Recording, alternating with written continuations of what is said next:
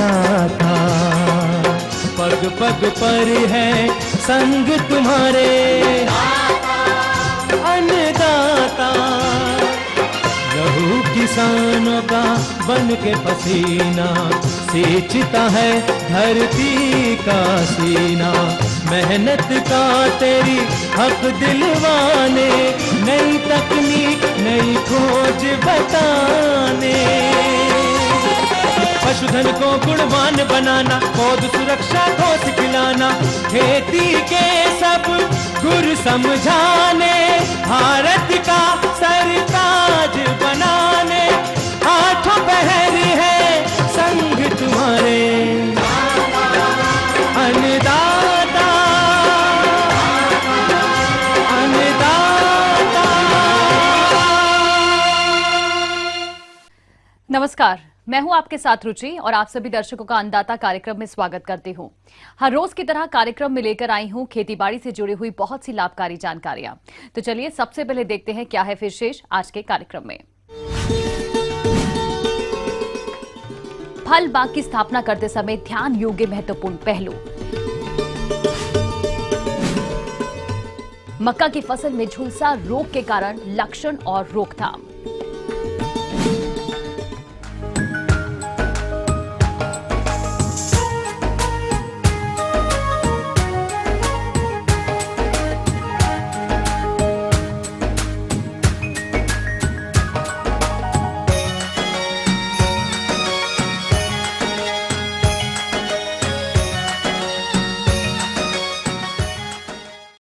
प्रदेश के जो किसान भाई नए फल बागों को स्थापित करना चाहते हैं, वे अभी फल बागों का रेखांकन, गड्ढे की तैयारी, प्रजातियों का चयन इत्यादि कार्यों को करते समय कौन कौन सी बातों पर ध्यान दें, जिससे कि आने वाले समय में इन बागों से भरपूर फलन की प्राप्ति हो।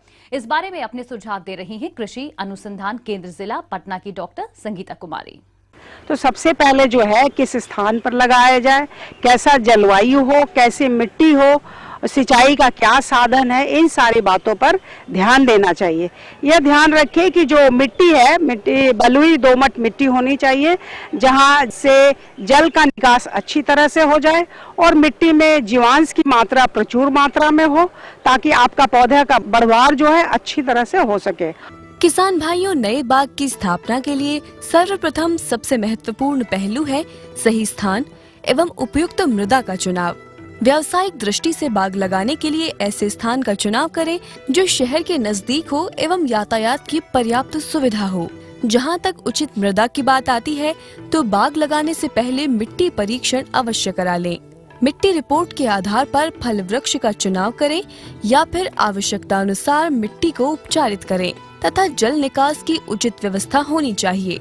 और साथ ही साथ यह भी ध्यान रखें कि बगीचे की जब स्थापित कर रहे हैं तो जंगली जीव जंतुओं से भी वहाँ सुरक्षा हो सके और आपको मजदूर भी मिल सके बगीचा लगाने के लिए, और साथ ही साथ बाजार के करीब भी हो आपका बगीचा, ताकि फल उससे उत्पाद जो होगा आप बाजार में आसानी से उसको बेच सकते हैं। और एक जरूरी बात है कि जहाँ भी ईंट की भट्ठा जहाँ भी है उस जगह पर आप बगीचा को स्थापित नहीं करें। बाग की स्थापना में तीसरा पहलू है बाग की तैयारी एवं रेखांकन। भूमि एवं फलों की किस्मों के अनुसार पूरे बाग को भिन्न भिन्न खंडों एवं ब्लॉकों में विभाजित कर लेना चाहिए। सर्वप्रथम खेत की 2-3 गहरी जुताई कर पाटा चलाकर खेत को समतल कर लें। फिर स्वेच्छानुसार वर्गाकार विधि या अन्य विधि द्वारा खेत में रेखांकन कर लें। वर्गाकार विधि यह बाग लगाने की सबसे सरल एवं लोकप्रिय विधि है। इस विधि में पंक्ति से पंक्ति तथा पेड़ की दूरी बराबर रखी जाती है। बाग की प्रारंभिक अवस्था में दूसरी फसलों की खेती भी कर सकते हैं। षटभुजाकार विधि इस विधि में वृक्ष समत्रिबाहु त्रिभुज के तीनों कोणों पर लगाए जाते हैं। पेड़ों की दूरी बराबर परंतु पंक्तियों की दूरी अपेक्षाकृत कम होती है। इस विधि के अंतर्गत वर्गाकार विधि की तुलना में 15 अधिक पौधे लगाए जा सकते हैं। पंचम विधि किसान भाइयों, यदि आपने स्थायी बाग में किसी और फल वृक्ष को अस्थायी रूप से लगाने की योजना बनाई है तो ये विधि उपयुक्त है।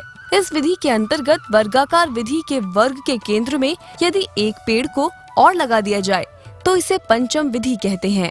नए बाग की स्थापना में चौथा प्रमुख पहलू है फल वृक्षों के लिए गड्ढों का आकार एवं फल वृक्षों की दूरी।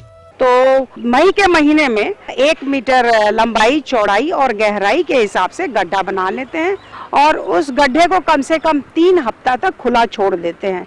सूरज का जो तेज किरण है उससे जो है उसके जीवाणु, कीटाणु है हानिकारक, वो खत्म हो जाते हैं ऐसा करने से। और बरसात का मौसम आने से पहले हम उस गड्ढे को मिट्टी से भर देते हैं और 15 सेंटीमीटर जमीन की सतह से ऊंची होनी चाहिए। और बरसात के समय में जब पानी पड़ता है तो अपने आप जो है वो बराबर हो जाता है जमीन की सतह से उठी हुई जो गड्ढे हमने खोदा हुआ है। और अब आती है कि आप किस प्रकार का पौधा ले, तो हमेशा पौधा जो ले वो हमेशा स्वस्थ हो, उसमें हरी हरी पत्तियां हो, नए पत्ते उसमें निकलते हैं और आ रहे हो। और साथ ही साथ ये ध्यान दे कि जो कलम का जुड़ाव हो वो सही तरह से जुड़ा हुआ हो और स्वस्थ पौधा हो, उसी पौधे का चुनाव करें। और पौधे का जो उम्र हो वो 2 साल से, मतलब 1 साल से 1.5 साल का हो और 2 साल के अंदर का पौधा हो, ऐसे ही पौधे का चुनाव आप करें और ऐसे ही पौधे को लगाएं। आइए एक नजर डालते हैं कुछ महत्वपूर्ण फल वृक्षों के लिए गड्ढों का आकार एवं पौध से पौध की दूरी पर।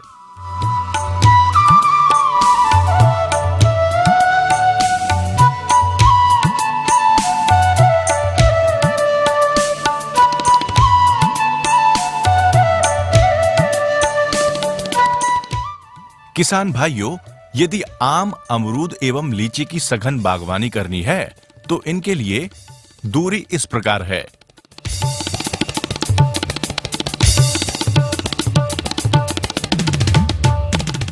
और आती है बात कि भाई अब किस समय पौधा लगाया जाए, तो पौधा जब भी लगाए हमेशा शाम के समय लगाए और गड्ढे के बिल्कुल बीचों बीच लगाए और पौधे को जो है एक लकड़ी का सहारा अवश्य दे दे और धूप और गर्मी से पौधे को बचाए। तो इन सारी बातों पर अगर हमारे किसान भाई या जो भी बागवान हो, बगीचा लगाना चाहते हैं, इन सारी बातों का जरूर ध्यान रखें। ये थी कुछ उपयोगी जानकारियां। अब लेते हैं यहाँ पर एक छोटा सा ब्रेक, जल्द लौटेंगे और कार्यक्रम में आगे है महत्वपूर्ण जानकारियां। आप बने रहिए हमारे साथ।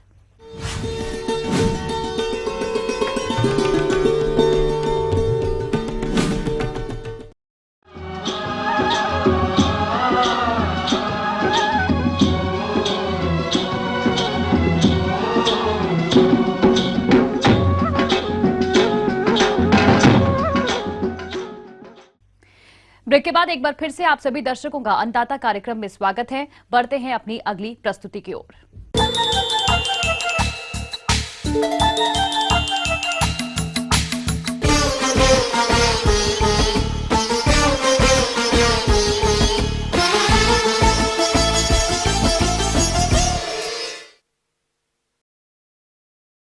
मक्का की फसल बढ़वार की भिन्न भिन्न अवस्थाओं पर है और मौसम में हो रहे बदलाव के कारण इस समय फसल पर झुलसा रोग का प्रकोप देखने को मिल रहा है, जिसकी समय से रोकथाम नहीं करने पर ये रोग पूरी फसल में फैल जाता है। तो किसान भाइयों, मक्का की फसल में झुलसा रोग के लक्षण क्या है और इसकी रोकथाम कैसे करनी है, आइए जानते हैं जिला कटिहार के कृषि वैज्ञानिक डॉक्टर दिवेश कुमार सिंह से। भाई, अभी खेत में मक्के की खेती की गई है और मक्के में धान बाल या मोचा आ रहा है। मक्के की फसल में इस समय झुलसा रोग का प्रकोप दिखाई दे रहा है। इस रोग के लक्षण सबसे पहले पौधों की निचली पत्तियों पर दिखाई देते हैं। झुलसा रोग के कारण पौधों की निचली पत्तियों पर पहले छोटे छोटे लाल भूरे रंग के धब्बे बनते हैं। इसके बाद ये धब्बे भूरे गहरे रंग के होकर धीरे धीरे पूरी पत्तियों पर फैल जाते हैं, जिससे पत्तियां झुलसी हुई सी दिखाई पड़ती हैं। रोग की उग्रता बढ़ने पर तनों और भुट्टों पर भी भूरे रंग के धब्बे बन जाते हैं, जिससे भुट्टों में बन रहे दाने सिकुड़ जाते हैं।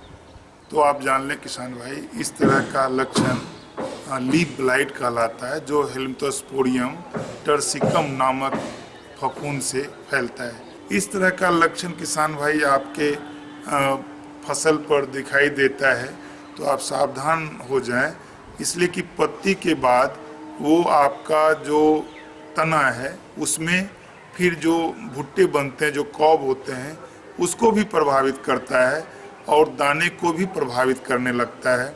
देखेंगे कि आपका दाना सुकड़ा हुआ होगा, भुट्टे में या कॉब में दाने नहीं ठीक से बन पाएंगे और उसका आकार भी छोटे होंगे। पौधा का बढ़वार अवरुद्ध हो जाता है जब आक्रांत अवस्था में होता है और आपका एक भुट्टा यदि लगा तो उसमें भी दाने छोटे होंगे या संख्या दाने का कम हो जाएगा। किसान भाइयों, इन लक्षणों को देखकर आप इस रोग की पहचान कर सकते हैं। रोग को पहचानने के बाद समय रहते रोकथाम करना जरूरी है। तो आइए जानते हैं झुलसा रोग की रोकथाम के बारे में।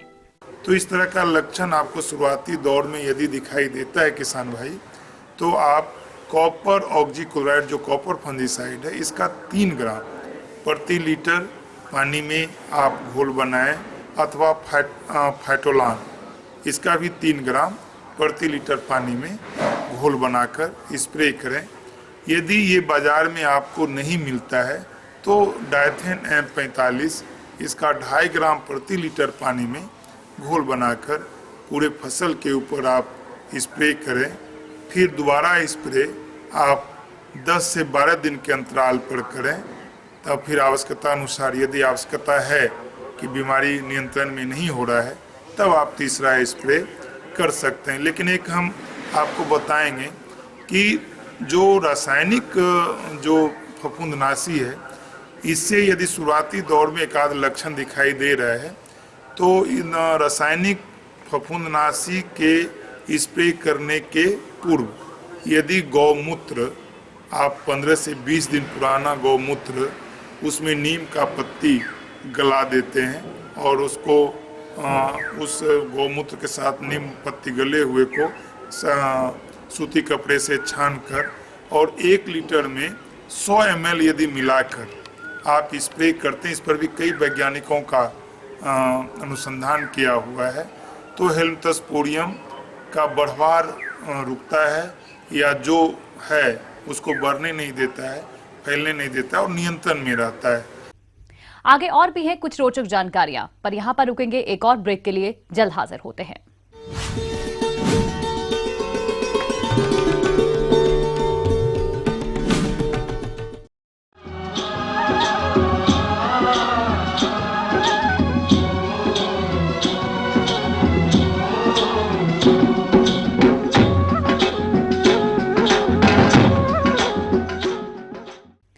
ब्रेक के बाद आप सभी दर्शकों का स्वागत है। चलिए अब रुक करते हैं अपनी अगली कड़ी की ओर।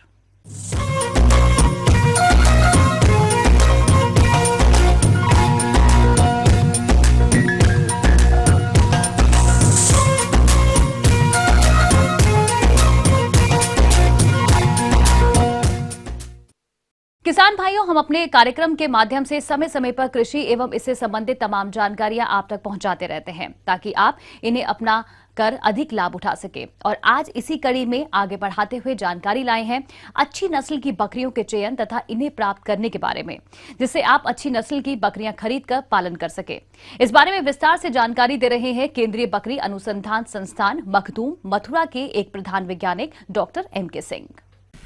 तो हमारे संस्थान के द्वारा एवं बर्बरी इकाई के द्वारा जो किसानों को सुविधाएं दी जा रही हैं उनमें प्रमुख है कि जो भी बकरी पालक या विभिन्न राज्य की लाइव स्टॉक डेवलपमेंट एजेंसीज जिन्हें उत्तम कोटि के नर एवं मादाओं की आवश्यकता होती है, तो उन एजेंसीज को, उन किसानों को या बकरी पालन से संबंधित उद्यमियों को हमारे यहाँ से बहुत कम रेट पर नर एवं मादा उपलब्ध कराए जाते हैं। किसान भाइयों, हमारे प्रदेश में खेती के साथ साथ बकरी पालन भी करते हैं। तो बकरी पालक भाइयों, इस बर्बरी नस्ल की बकरी को कैसे एवं इसका किस तरह से पालन करें ताकि आपको अधिक से अधिक आय मिल सके, आइए जानते हैं। हमारे संस्थान के द्वारा एवं बर्बरी इकाई के द्वारा किसानों को, बकरी पालकों को बकरी पालन के संबंध में प्रशिक्षण दिया जाता है। दूसरा जो महत्वपूर्ण कार्य है जो बर्बरी इकाई के द्वारा संपादन किया जा रहा है, जो किसान बकरी पालन करना चाहते हैं उन्हें एक बार में 16 से 20 बकरियां प्रदान की जाती हैं, जिसमें कि एक प्रजनक बकरा होता है, 8 से 10 वयस्क बकरियां होती हैं और 8 से 10 3 से 6 माह के नर एवं मादाएं होती हैं। इस मल्टीप्लायर फ्लॉक स्कीम का प्रमुख उद्देश्य है कि बकरी पालकों को वैज्ञानिक विधि से बकरी पालन कराया जाए, साथ ही जो बर्बरी नस्ल की बकरियां जो कि एंडेंजर्ड कैटेगरी में आ गई थी उसको भी बढ़ावा दिया जाए। आपको बताते हुए मुझे बहुत हर्ष हो रहा है कि पिछले 1 वर्ष में हमारे 8 से 10 मल्टीप्लायर फ्लॉक यूनिट्स एस्टेब्लिश हुई हैं और हमारे पास तकरीबन 18-20 आवेदन हैं। तो जहाँ पर भी जो भी किसान ये सुनिश्चित करता है कि हम अच्छे ढंग से बकरी का पालन करेंगे, उनको अच्छा आवास देंगे, खान पान की व्यवस्था करेंगे, तो हम ऐसे बकरी पालकों को प्रमुखता दे रहे हैं।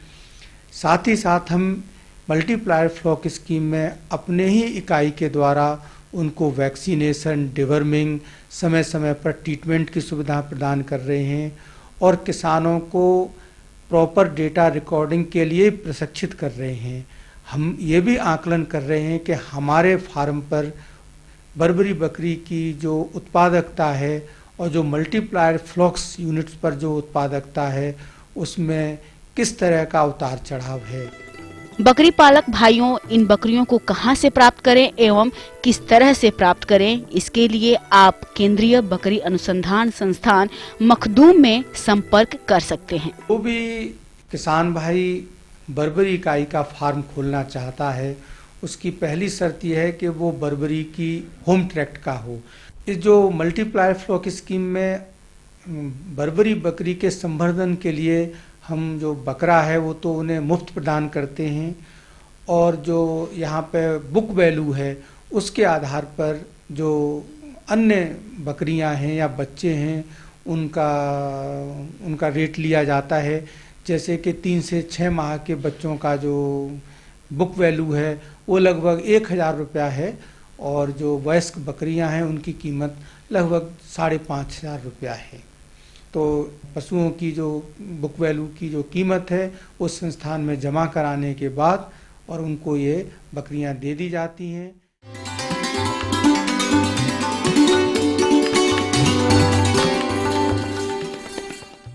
अन्नदाता हेल्पलाइन निशुल्क फोन संपर्क सेवा के माध्यम से आपके द्वारा पूछे गए कृषि से जुड़े प्रश्नों में से 1 या 2 महत्वपूर्ण प्रश्न को हम अपने कार्यक्रम में शामिल करते हैं और इसी के तहत आज का चयनित प्रश्न और उसका जवाब इस प्रकार है। निःशुल्क अन्नदाता हेल्पलाइन में आज हमने जिस प्रश्न को शामिल किया है उसे पूछा है शंभुआ समस्तीपुर के बसंत कुमार ने।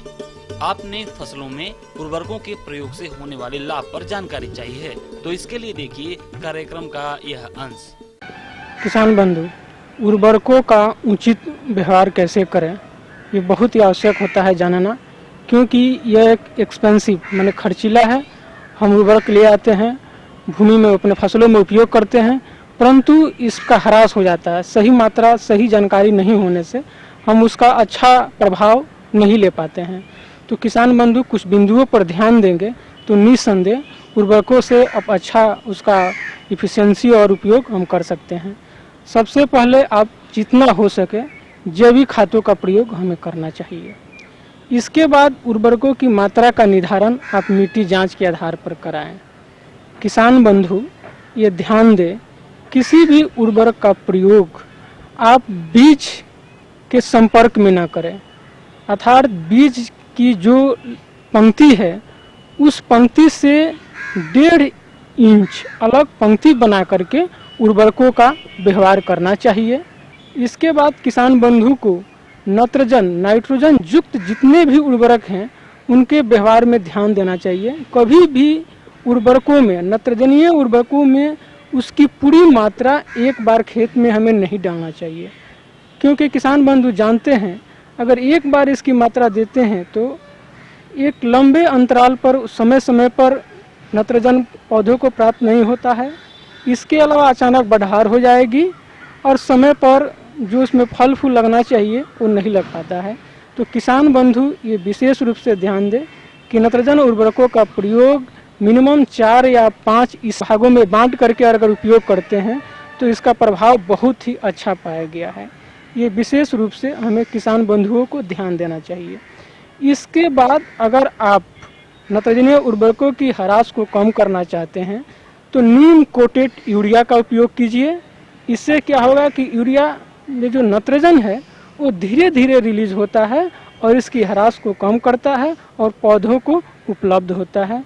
इस तरह से हम नत्रजनीय उर्वरकों की जो इफिशिएंसी है उसकी क्षमता को हम बढ़ा सकते हैं। इसके बाद किसान बंधु ध्यान दें, अगर आपकी भूमि अधिक सैंडी सॉइल है या बलुआही भूमि है तो उस खेत में आप पोटास को 2 किस्तों में बांटकर उपयोग करने से यह शोध के द्वारा देखा गया है कि लाभदायक होता है, अच्छा उसका रिजल्ट आता है। किसान बंधु को ध्यान रहे, किसी भी भूमि में फास्फोरस युक्त उर्वरकों का प्रयोग एक बार ही करना चाहिए। इसमें स्प्लिट डोज की राय नहीं दी जाती है। एक बार ही इसका प्रयोग किए तो ये प्रभाव आपको सबसे अच्छा मिलता है। इसके साथ साथ एक और बात हम कहना चाहेंगे किसान बंधु को कि जब भी आप जिंक का उपयोग करते हो तो इसमें किसी भी फास्फोरिकों के साथ में इसका मिश्रण तैयार न करें, क्योंकि इससे क्या होगा, फास्फोरस और जिंक फास्फेट बना के भूमि में फिक्स हो जाएगा, पौधों को उपलब्ध नहीं।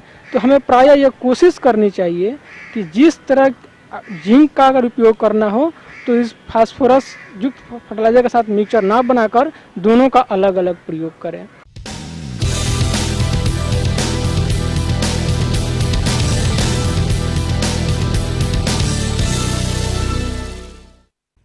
राज्य की विभिन्न मंडियों में कृषि उत्पादों के चढ़ते उतरते बाजार भाव की संक्षिप्त जानकारी इस प्रकार है।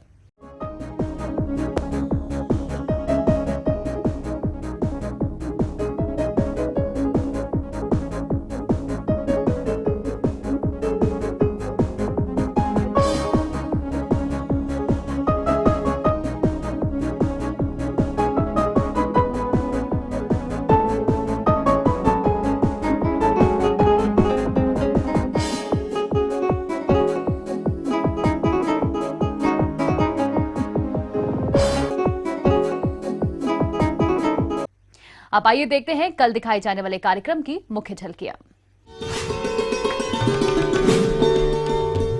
पाट की अधिक उत्पादन देने वाली किस्में और बुआई तकनीक,